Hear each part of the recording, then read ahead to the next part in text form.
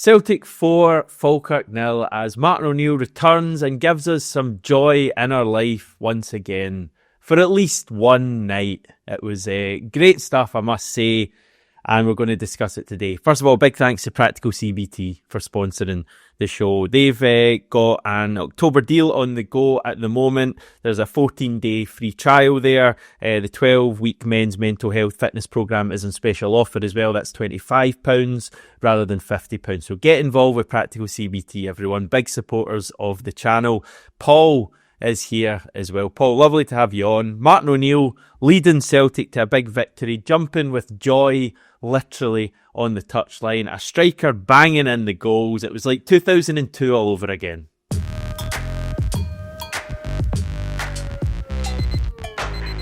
It was, yeah, it was wonderful to see. He takes me right back. Lovely to see him on the touchline, and some interesting sort of selection choices and that sort of stuff. I'm sure we'll get into that, but just generally it was an exciting, lively, enjoyable experience. Not just the match, not just the football, but the whole business surrounding it. So no, it was good, very good. Right, sadly we have to lower the tone slightly and begin with Stevie's thoughts, and I think they're about 5 minutes long, so apologies for making you all sit through this, but these are Stevie's thoughts after the game. And don't you know, he's literally just in the door. Hamish and Paul, hello. Very, very quick thoughts from Celtic Park. I'm literally just in the door, as you can see. I'm dedicated to the channel, Hamish. I got home sharpish, came into the spare room, still got the hat and my jacket on from Celtic Park tonight, where it was freezing in the second half, by the way. So I wasn't going to be hanging about doing videos outside the ground. Sorry, I'm not that much of a maniac. I have got home though, as you can see, and I'll give very quick thoughts on the game. Team news, it was very welcome to see Marcelo Sirachi back in the team. I'll come on to him later. And obviously Austin Trusty replacing Dane Murray. I think everybody knew that was coming. Real Hatate, who's been really ineffective in the last few weeks, was on the bench. There was no room in the team whatsoever for Kieran Tierney and Shin Yamada as well. Instead, Martin O'Neill persevered with Johnny Kenny through the middle, and it paid off. Before the game, there was the protest at 7 o'clock. My opinion, it was just a wee bit tame, but I wasn't expecting anything major, really. It was just good to see a lot of people there, at least. A big show of solidarity.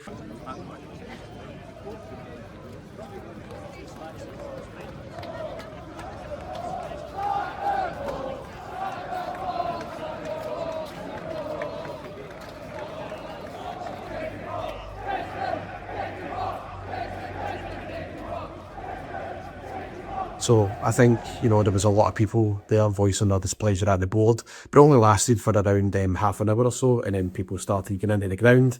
And yeah, when the Tannoys, the PA guy, his name always escapes me, but it's the same guy who's been doing it.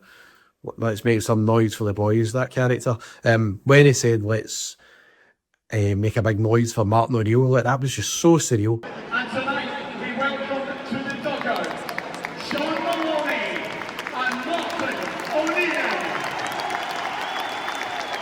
It really did hit home that the guy that gave me so many amazing memories and joyful times as a Celtic fan in my youth, when I actually was a very happy guy, by the way, unlike now, it was back at Celtic Park. And I think he just kept things really simple.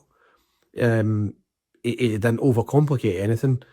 Probably just saying to the players, just go out and enjoy it. You know what you're good at, you know where the weaknesses are. So really it's a case of don't be doing that side-to-side passing and having the centre-halves and the goalie having the majority of the ball. I think the first 20 minutes or so was a wee bit nervy. I thought Falkirk played throughs very easy. But when Benjamin Negrin missed his chance to make it 1-0, the team actually got confidence from that and started really dismantling Falkirk. Again, the performance is probably, it's been up there with our best performance of the season, alongside the Falkirk game when we beat them 4-1. Remember when Alistair Johnson scored? So I think Falkirk are a very open team to play against, very easy team to play against. And after there was 20 minutes or so, we took control, and it was a really welcome 3 points. I think that's all we needed tonight. It was a case that anyone will do, but we just had to keep the pressure on Hearts, and the lead is now down to 6 points. But I thought Marcelo Sirachi was outstanding tonight. Brilliant performance, so full of energy. Look, he's raw, and he's going to do some things that do frustrate you. You're never going to get like a polished performance, but my God, you get some amount of energy from him.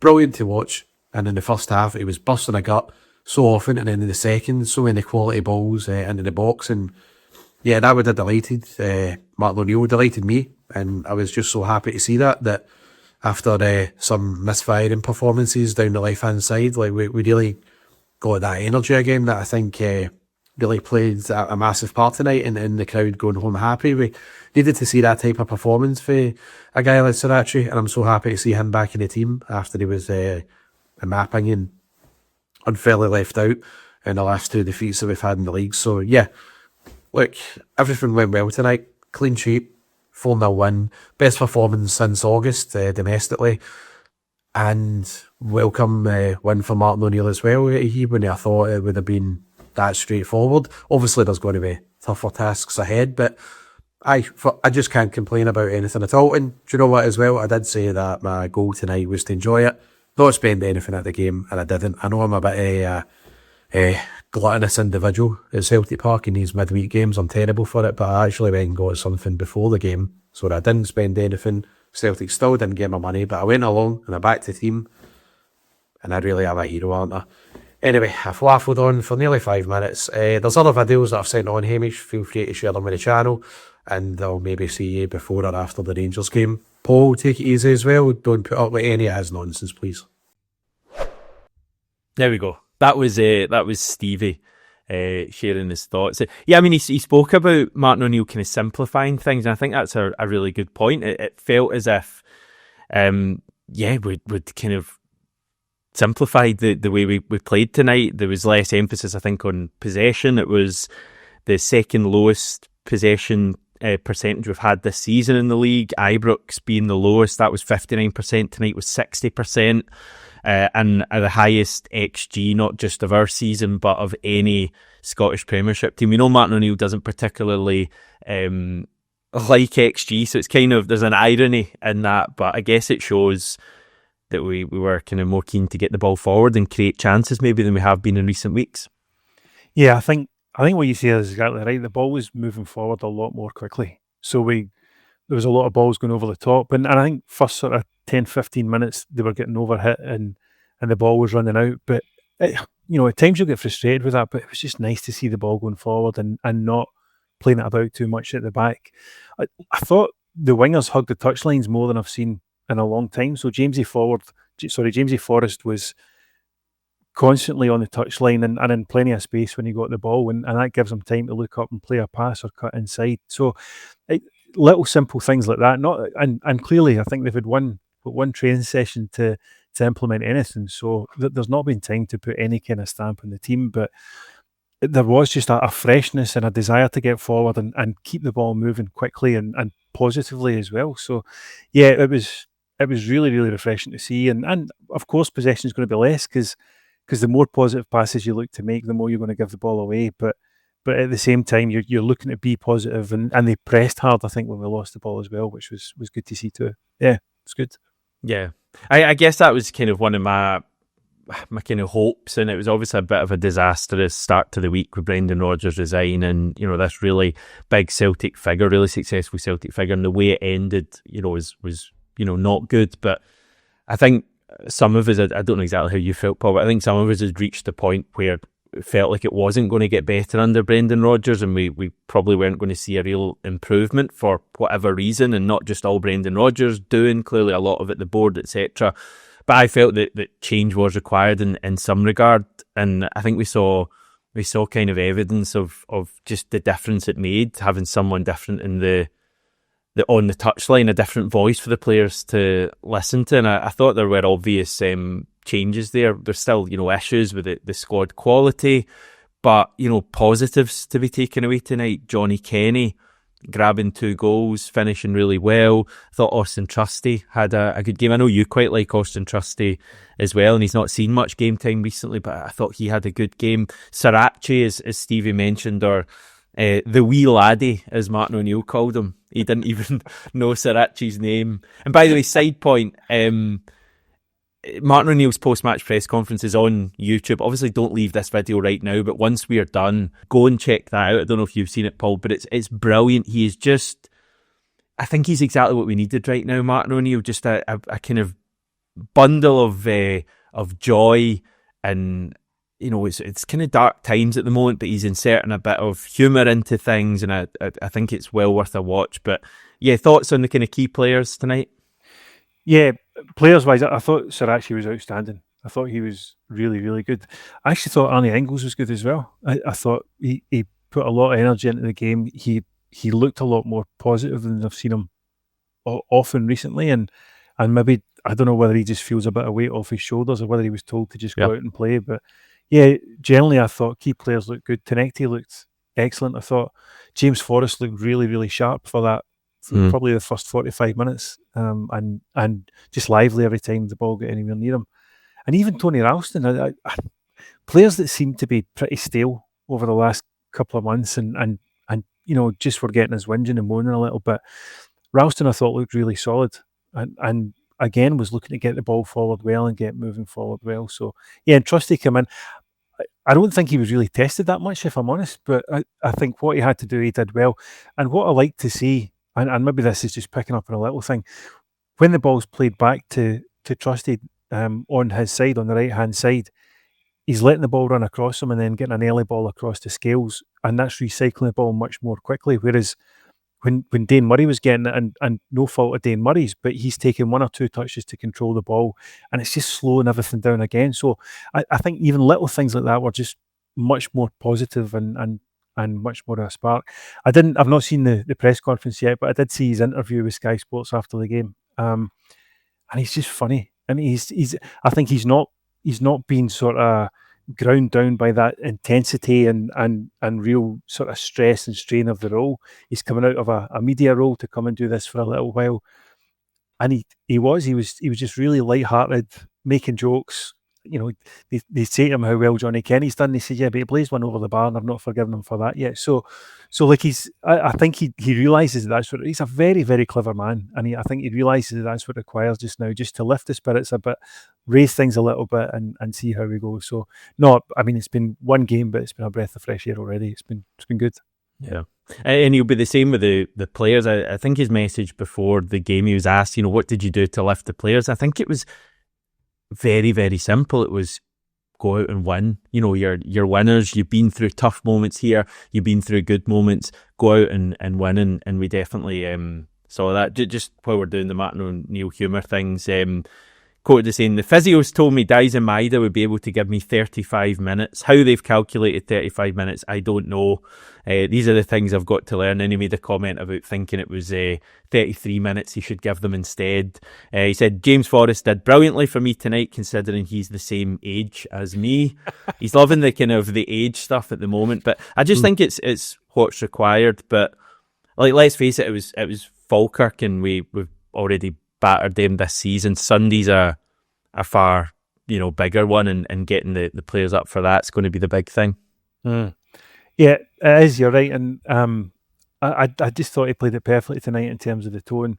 It's the first time I've seen a 73-year-old man wearing a tracksuit in a long, long time. So I mentioned that to my wife, and it's just like having old Martin O'Neill from 25 years ago on the touchline, like you say, bouncing up and down. So all that was good.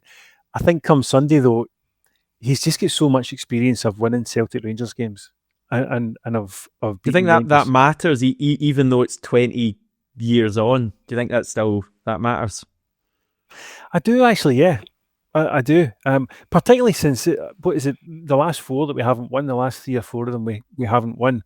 Where we get into the game at the weekend with the same kind of monkey in our back, and things not going well, and the darkness and disappointment all around the club, I wouldn't be looking forward to it at all. But I just think he's got an aura about him, Martin O'Neill. There's something about him that people respond to, and I think going into the game, he's going to make the players feel like they're going into this game to win, and they've got everything that they need to do that, and just go out and play football. So I'm far more confident going in with him at the helm, which again is really strange for a manager that hasn't managed a team for 6 years, and has had one game with us. But there's just something about the way they played tonight, and the changes that he made, the experience he brought into the team.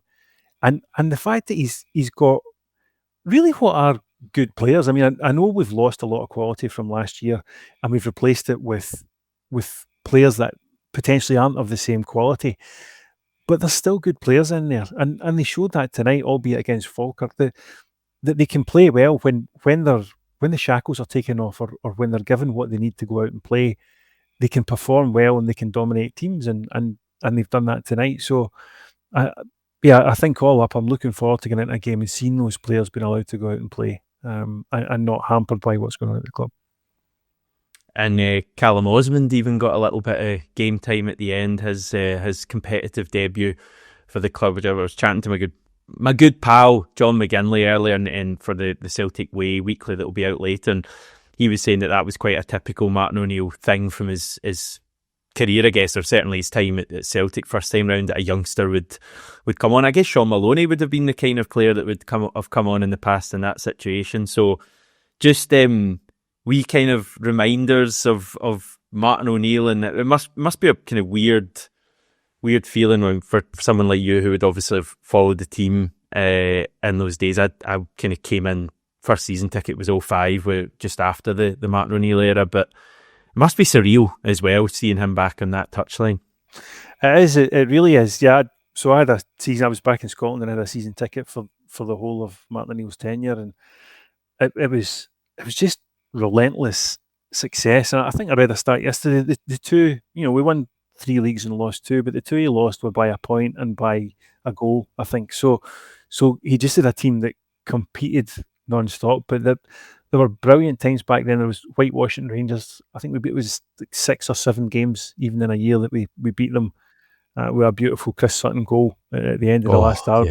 Yeah. And so all of those times are sort of wrapped up in what was Martin O'Neill's tenure, and there's so much success and fondness around that. But he also had, you mentioned bringing Callum Osmond on, and he brought young players through, but he also had a kind of a typical type of team which was like big and strong, could play football. But you look at you forwards like Chris Sutton and John Hartson, 3 centre backs, Johan Mjalby, Bobo Balde, and another centre back alongside him, Jos Hayen, guys like this. So at set pieces, we were a massive threat because we had real strength in the team. And I think this last 2 or 3 years, we just haven't been. We've had 2 centre backs, and really that's been about it. So already looking at the team today, there was the 2 centre backs. Then you've got 2, I think, 6 foot plus midfielders that he had in the team that Brendan Rodgers had in there as well. But I get the feeling that he's going to make sure the team's strong enough to compete even over these next few games. He's going to pick players that have those kind of physical attributes and allow the ball players like Tunekti to go and play because they're going to be winning the ball for them. So yeah, there was a lot that was reminiscent of how it used to be, but nothing more so than seeing him jump up and down. It was lovely. Yeah. There's that side by side. I mean, I'm not sure if we've got the rights to actually put the image up, but there was certainly Celtic posted one of his 2 legs in the air. He's not jumping quite as high as back in the year 2000 with that famous 6-2 game. But yeah, even for me, incredibly surreal that he's back all these years later. Not going to be for particularly long, you wouldn't think, but who knows with what's happening at Celtic. Just a wee note, Kieran Tierney apparently feeling a bit better. I know he played at Tynecastle on Sunday, but I think he had a bit of a niggle. Martin O'Neill said it was stiffness more than anything, but I think Tierney told O'Neill before the game that he was feeling a bit better. So hopefully fit for Sunday. I think there's a debate, genuinely. I can't believe I'm saying it, but who do you play at left back? We can maybe tackle that later in the week. But I like Marcelo Sarachi. I really wasn't sure in his debut against Kilmarnock. I thought he looked really rash and sloppy, and he still does kind of give the ball away from time to time, but the endeavour is there. And I think he's quite a talented player as well, so I really like him. Results tonight, in case you've missed them in the other games. Hibernian 0, Rangers 1. Rangers scored a really early goal in that game. Hibs actually missed a penalty really late on. Jamie McGrath missed. Jack Butland saved it. So that would have been a draw, but Rangers got the win there. Kilmarnock 0, Aberdeen 1. Motherwell 2, Dundee United 0. And a bit of a thriller in Paisley. St Mirren 2, Hearts 2. I think there was loads of VAR drama there. I've got a St Mirren supporting pal who was pretty raging. I think St Mirren had a goal to go 3-1 up that was given, and it was then chalked off by VAR, I think, for a foul on Lauren Shankland that wasn't a foul. Hearts equalised. Hearts then, I think, went 3-2 up, but then that goal was chalked off and it finished 2-2. In terms of what the table looks like, the gap is now 6 points. So Hearts top, 26 points. We are second on 20 points. Rangers are now up to third on 15 points. So that's going to keep going. As Stevie said, we had protests before the game. Dermot Desmond was there tonight as well, by the way. I think decent numbers turned up at the protest. Thanks to Gio for sharing some of the images that he took before the game. Some great images in there. Yeah, it's been a tumultuous few days, Paul. Yeah, it has. From what was a shock announcement on Monday night, Tuesday morning over here, it's funny to say it was a shock, but not unexpected and almost not unwelcome. Like you say, we'd got to the stage where the football was just poor. Like everything else aside, similar to Brendan Rodgers' third season in his first spell here, the football was just poor and drab and unimaginative, and so I think the prospect of a change, there's always something refreshing about change. People talk about new manager bounce and the players getting a lift from that. But I think it has been a tumultuous week, a difficult week. The board clearly are still under siege despite what's going on. Who knows what's going to come from the protests, the financial hit in the pocket. I mean, when Stevie says he's not spending money at Celtic Park, clearly that's going to be a massive hit in the balance sheet already. So, well, the pies that guy can put away, honestly, man, the club will be down millions. We'll be filing for liquidation tomorrow. Yeah, well, in all seriousness, I guess that a number of people probably will be taking the same approach. In fact, probably thousands of fans are doing the same thing. So eventually it's going to start hitting in the pocket. Who knows what's going to happen to the board or the leadership? It's going to be an interesting AGM. I see the date's been announced for next month. So who knows? Do we have a new manager in place by then? Is he a manager that everyone welcomes? Have we hit the ground running? There are so many questions to answer now. But what's refreshing is that we looked fresh and good and capable on the football pitch tonight. And we've got a manager who's clearly come in to lift people's spirits in the interim. And so I think amidst all the challenges and difficulty of the week, like you said, there's just a real a sense of hope and some brightness around the football, which is long overdue, I think. The latest on the new manager, a few updates throughout the day. So the kind of big one, and obviously there's nothing absolutely definitive here, but this is what's been reported. David Friel at The Sun reporting that Ange Postecoglou is set to take a break from football. That was the story, so that would obviously rule him out of the Celtic job. That's probably unsurprising, given how quickly Ange went into that Nottingham Forest job after, leaving Spurs, and it was 37, 39 days, something like that, he lasted with Forest. So I think probably a good move from his point of view to take a break. Obviously, Brendan Rodgers, I think 2 years ago, was in the same mindset and was going to take a break, and then we somehow wooed him, and I bet he's incredibly glad he did that. Maybe he is, I don't know, because he did have some success. But yeah, it doesn't seem like Ange Postecoglou was going to happen. I didn't think it was going to happen anyway. There's a few other names. There was an update on a kind of update on Kieran McKenna yesterday.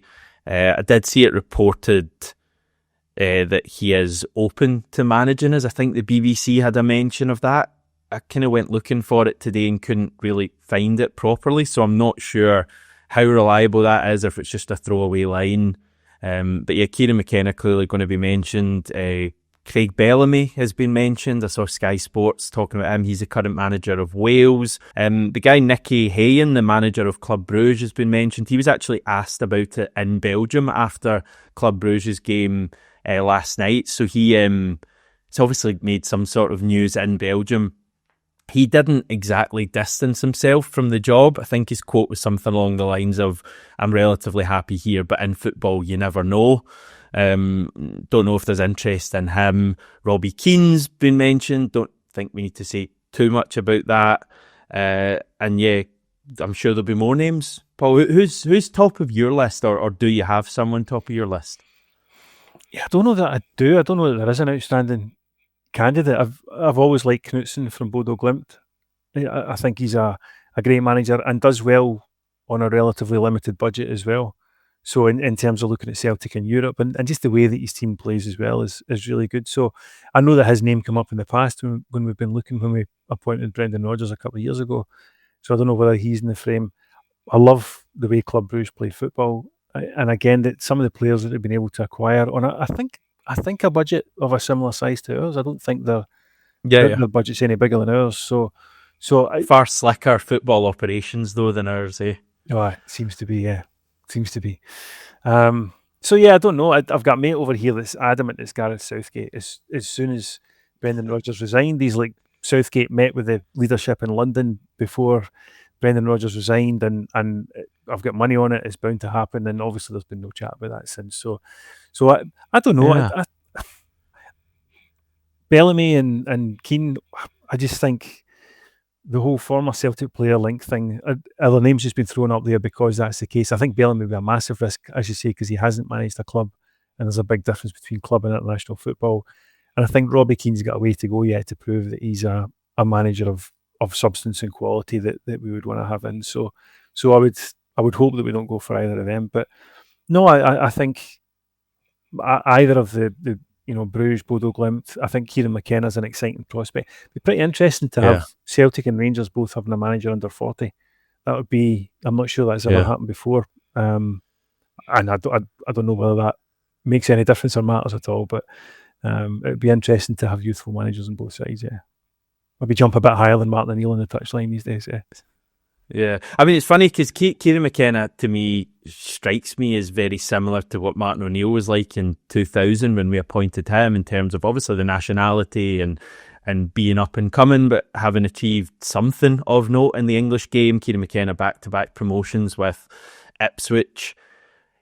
I think he's the one for me. Like, you just get, sometimes it's just a gut feeling, and to be honest, I think it's a gut feeling for Dermot Desmond. I mean, you remember the quotes when he the quotes from Ange Postecoglou about the process of him being appointed the Celtic manager, and it was a Zoom call during COVID times with Dermot Desmond where there was that old cringe-worthy quote of if I would walk 500 miles, and all of the Proclaimers references, and just, as I say, total cringy stuff. But I think Dermot Desmond goes off his gut instinct in these kind of things, and to be fair, a lot of appointments recently Celtic have got right, the majority of them.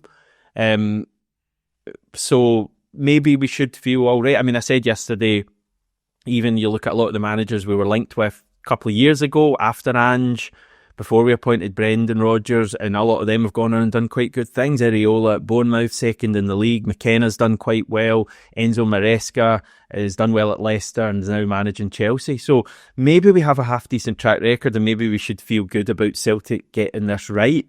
But they have to get it right because the season's kind of in the balance at the moment, and you're going to have a new manager coming in, you would think, who's going to be working with a kind of below par squad which still has the same issues, a lot of the same issues that it had under Brendan Rodgers, players wanting away, who have been there for too long and lacking quality in real areas. We don't have like a right winger, basically.